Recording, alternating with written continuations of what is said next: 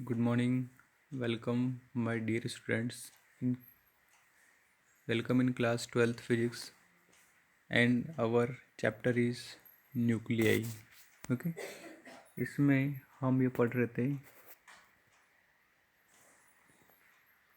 what is the source of nuclear energy. What is the source of nuclear energy? So the source of nuclear energy is the energy released during a nuclear reaction is called nuclear energy. Okay. Nuclear reaction में जो energy हमें मिलती है या जो energy release होती है उसको हम क्या बोलते हैं? न्यूक्लियर एनर्जी बोलते हैं। ठीक है। अब ये जो न्यूक्लियर एनर्जी है ये दो तरीके से हमें मिलती है, दो प्रोसेस होती है और उन दोनों प्रोसेस में हमें एनर्जी मिलती है। ठीक है। फर्स्ट इज़ न्यूक्लियर फिजन और second nuclear fusion. Nuclear fission, in which a heavy nucleus splits up into two smaller nuclei। क्या होता है कि एक बहुत बड़ा हैवी न्यूक्लियस मतलब जिसका एटॉमिक मास जो है वो क्या है, बहुत ज़्यादा है। ठीक है। वो स्प्लिट होता है, टूटता है स्मॉल न्यूक्लियाई में, छोटे छोटे न्यूक्लियाई में वो क्या होता है, ब्रेक होता है और liberating a large amount of energy as in an atom bomb. जैसे एक एटम बम जब ब्लास्ट होता है तो उसमें से huge amount of energy release होती है। In the same way in nuclear fission liberates large amount of energy. Okay. तो एक तो प्रोसेस क्या हो गई। दूसरी process nuclear fusion. Nuclear fusion जो है वो क्या है, न्यूक्लियर फ्यूज़न में in which two smaller nuclei fuse together to form a large nucleus. Small nuclei मिल के आपस में फ्यूज़ होके एक बिग न्यूक्लियाई का फॉर्मेशन जो है वो करते हैं। ठीक है। And releasing a large amount of energy as in hydrogen bomb. जैसे हाइड्रोजन बम में जो एनर्जी रिलीज़ होती है सेम यहाँ पर भी इसमें एनर्जी जो है वो क्या होगी, रिलीज़ होगी। ठीक है। अब न्यूक्लियर फ्यूज़न जो है, न्यूक्लियर फ्यूज़न की डेफिनेशन हम लोग देख लें और इसके लिए केमिकल रिएक्शन क्या होती है वो आप याद रखेंगे। ठीक है। बहुत सारी चीज़ें आप लोगों के सिलेबस से इस बार हटा दी गई हैं, तो इसमें सिर्फ आपको न्यूक्लियर फ्यूज़न क्या होता है, उसकी रिएक्शंस क्या होती है और इनमें डिफरेंस क्या क्या होते हैं। ठीक है। The phenomenon in which a heavy nucleus का मतलब जिसका एटॉमिक मास 230 से क्या है, ज़्यादा है। When excited, splits into two smaller nuclei of nearly comparable masses is called nuclear fission। ठीक है। एक ऐसा न्यूक्लियाई जिसका मास एटॉमिक मास 230 से भी ज़्यादा है।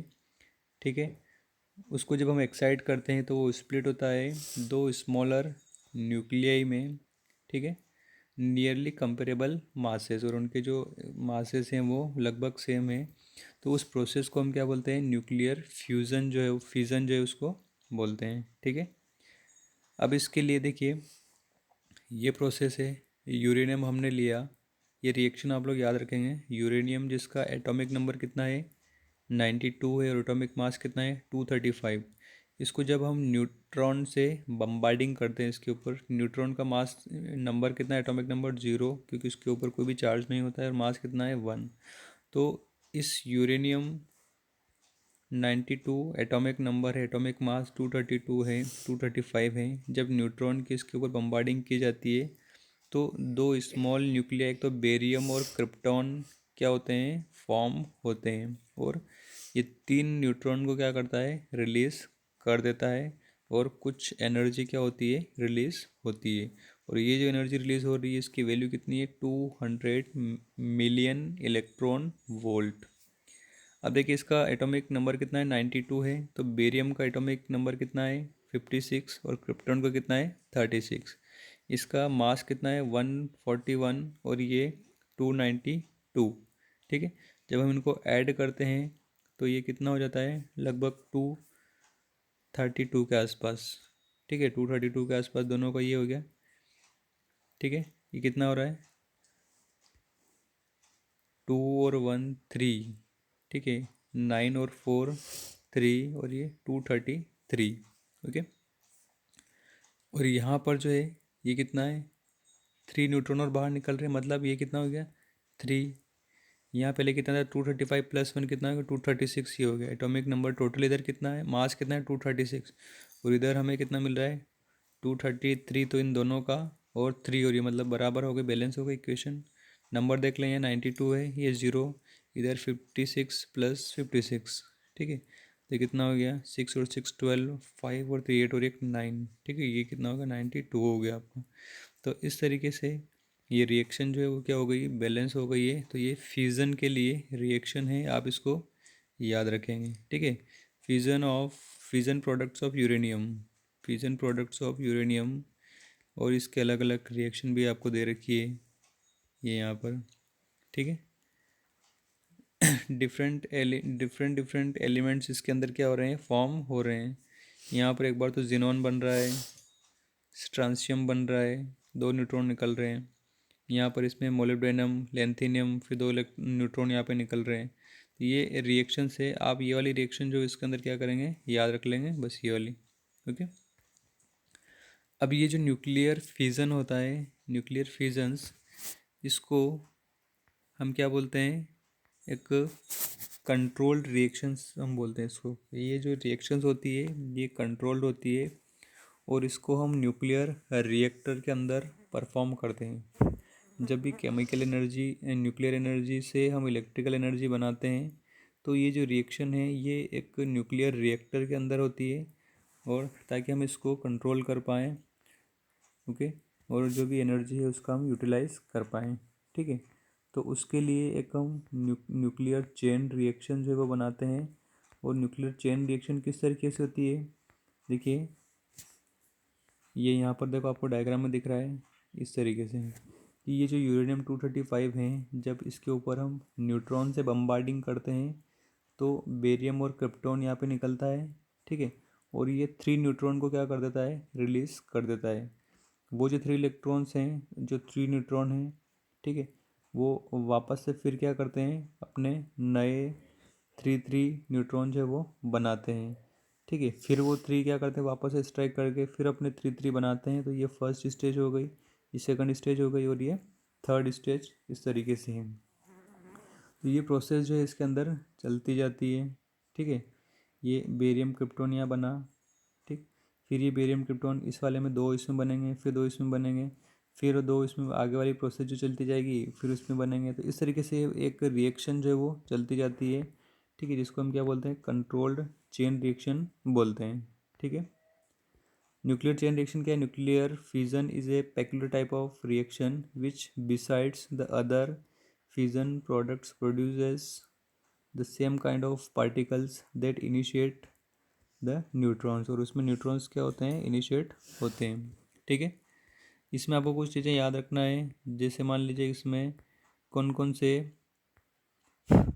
मेन पार्ट्स होते हैं, जिनके क्या क्या फंक्शन होते हैं। एक मॉडरेटर होता है इसके अंदर, और मॉडरेटर का काम क्या है, any substance which is used to slow down the fast moving neutron to the thermal energy is called moderator। ठीक है, मॉडरेटर एक सब्सटेंस होता है जो फास्ट मूविंग न्यूट्रॉन को क्या करता है, स्लो डाउन करने का काम करता है। ठीक है, इसका एग्जांपल्स आपको याद रखने हैं, एक तो वाटर, जिसको हम हैवी वाटर बोलते हैं, D2O, एक ग्रेफाइट होता है, और एक बेरिलियम होता है। ठीक है, तो इसका एक्शन ऑफ मॉडरेटर क्या है, ये जो भी फास्ट मूविंग न्यूट्रॉन होता है उनको क्या करता है, स्लो डाउन करता है। ठीक है, ताकि रिएक्शन जो है वो क्या रहे, कंट्रोल रहे। ओके, ये इसमें तो बाकी आपको ये सब चीज़ें देखने की ज़रूरत नहीं है। ये यहाँ पर और चीज़ें लिख रखी है बहुत सारी मेन पार्ट, जैसे ये आपका न्यूक्लियर रिएक्टर होता है पूरा। ठीक है, न्यूक्लियर रिएक्टर इस तरीके की मैकेनिज़्म होती है कि हम एक न्यूक्लियर रिएक्शन जो है वो इसके अंदर, इस चैम्बर के अंदर परफॉर्म करते हैं, और उससे न्यूक्लियर एनर्जी क्या होती है, किस में चेंज होती है, इलेक्ट्रिकल एनर्जी में चेंज होगी आपकी। ठीक है, ये एक चैम्बर होता है इस तरीके से, जिसके अंदर ये कंट्रोल रोड्स होती है।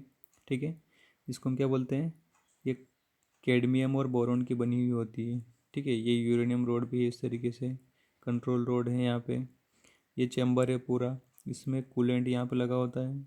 ये मॉडरेटर भी इसी के अंदर है।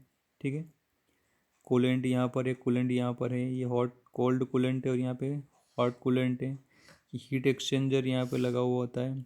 ठीक है, फिर उससे जो स्टीम बनती है उस स्टीम को इस टरबाइन के ऊपर स्ट्राइक करके टरबाइन घूमता है। टरबाइन जैसे घूमेगा उससे जनरेटर जुड़ा हुआ रहेगा और इलेक्ट्रिकल एनर्जी क्या होगी, प्रोड्यूस होगी। ठीक है, तो ये न्यूक्लियर रिएक्टर का डायग्राम है, आप लोग इसको बना लेंगे अपनी फेयर कॉपी के अंदर। ओके, अब इसमें अंदर कुछ कुछ चीज़ें पार्ट्स आपको एक्सप्लेन करना है। तो न्यूक्लियर फ्यूल्स क्या क्या हैं, एक तो यूरेनियम 235, थोरियम एंड प्लूटोनियम 239, ये न्यूक्लियर फ्यूल की तरह न्यूक्लियर फ्यूल हम यूज़ करते हैं न्यूक्लियर रिएक्टर के अंदर। मॉडरेटर का फंक्शन मैंने आपको बता दिया। ठीक है, मॉडरेटर क्या करता है, फास्ट मूविंग न्यूट्रॉन को स्लो डाउन करने का काम करता है। इसके example graphite, heavy water, beryllium, ये बेरिलियम ऑक्साइड, ये उसके क्या है एग्जांपल्स है। कंट्रोल रोड्स क्या करती हैं, टू स्टार्ट, स्टॉप और control the chain reaction. Rods of neutron absorbing material like cadmium और boron are inserted into the reactor core. ठीक है, ये क्या करती है, कंट्रोलिंग का काम करती है चेन रिएक्शन को। ठीक है, जो एक्स्ट्रा न्यूट्रॉन्स होते हैं उनको क्या करती है, एब्जॉर्ब करने का काम करती है कैडमियम और बोरॉन। ठीक है, कूलेंट जो है वो क्या करता है, it is a material used to cool the fuel rods and moderator and is capable of carrying away large amount of heat produced in the fission process। ठीक है, तो इस फिजन प्रोसेस में बहुत ज़्यादा हीट जो है वो प्रोड्यूस होती है, ये उसको कूलिंग करने का काम करता है। ठीक है, एग्जांपल्स, कूलेंट के एग्जांपल कौन कौन से हैं, हैवी वाटर भी है, लिक्विड सोडियम भी है, तो आप याद रखेंगे। Shielding, the intense neutrons and gamma radiation produced in nuclear reactor are harmful for human body. To protect the workers from this radiation, the reactor core is surrounded by thick concrete wall called reactor shield। ठीक है, इस nuclear process के अंदर बहुत सारे harmful effect भी होते हैं ह्यूमन बॉडी के लिए। ठीक, तो बहुत सारी रेडिएशन वगैरह भी निकलती है, कुछ इंटेंस न्यूट्रॉन भी होते हैं जो हार्मफुल होते हैं, तो उनको एब्जॉर्ब करने के लिए रिएक्टर को शील्ड कर दिया जाता है कंक्रीट से, ताकि वो चीज़ें वहाँ पे क्या हो जाए, एब्जॉर्व हो जाए और ह्यूमन बॉडी को ज़्यादा अफेक्ट ना करे। ठीक है, ये उसकी पूरी वर्किंग यहाँ पे दे रखी है, इस तरीके से आप इसको देख लेंगे, एक बार पढ़ लेंगे आपको समझ में आ जाएगा। इसके यूजेस भी दे रखे हैं। ठीक है, 4 यूजेस के अंदर दे रखे हैं, इन generation of electric power, in the production of fast moving neutron which are needed in nuclear bombardment, in producing fission material like plutonium which is used for atomic bomb। ठीक है, और in preparation of radioisotopes which find extensive use in scientific research, medicine, agriculture and industrial, इस तरीके से। ठीक है, ये इसके यूजेस दे रखे हैं। ठीक है, अब न्यूक्लियर फ्यूज़न क्या होता है, फ्यूज़न हमने देख लिया, फ्यूज़न देख लो। Nuclear fusion, the process in which two nuclei combine to form a single heavier nucleus is called nuclear fusion। ठीक है, फ्यूज़न में एक बड़ा सा न्यूक्लियाई ब्रेक होके दो स्मॉल न्यूक्लियाई में बन रहा था। इसमें जो 2 न्यूक्लियाई हैं लाइट न्यूक्लियाई, वो मिलकर एक बड़ा न्यूक्लियाई जो है वो बनाते हैं। ठीक है, जैसे देखिए हाइड्रोजन और हाइड्रोजन 1H1 मिल के 2H1H2 बनाएगा। ठीक है, और यहाँ पर ये